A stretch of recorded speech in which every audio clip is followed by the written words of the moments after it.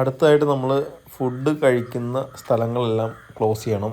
നമ്മൾ രാവിലെയാണ് കൊടുക്കുന്നത്, അപ്പോൾ ഫീഡ് എടുക്കുന്നതിന് മുമ്പ് തന്നെ നിങ്ങൾ ആ വെള്ളം കുടിക്കണം എന്നുള്ളത് ഉറപ്പിക്കണം. അപ്പോൾ അതിന് വേണ്ടിയിട്ട് നമ്മൾ ഫുഡെല്ലാം അടച്ചു വെച്ചിട്ടുണ്ട്. 2-3 കാര്യങ്ങൾ ചെയ്യേണ്ടതെന്ന് എനിക്ക് തോന്നിയെന്ന് വെച്ചാൽ, രാവിലെ അവർ നേരെ നമ്മുടെ വെള്ളം കുടിക്കാൻ വരുന്ന രീതിയിൽ തന്നെ അറേഞ്ച് ചെയ്യണം. അതായത് നമ്മൾ കുറച്ച് ലേറ്റായിട്ടാണ് ഇന്ന് കൂടെല്ലാം തുറന്നത്. അപ്പോൾ ഒരു 8 മണിയോടെയാണ് കൂട് തുറന്നത്. സാധാരണ 7 മണിക്കാണ് തുറക്കാറുള്ളത്.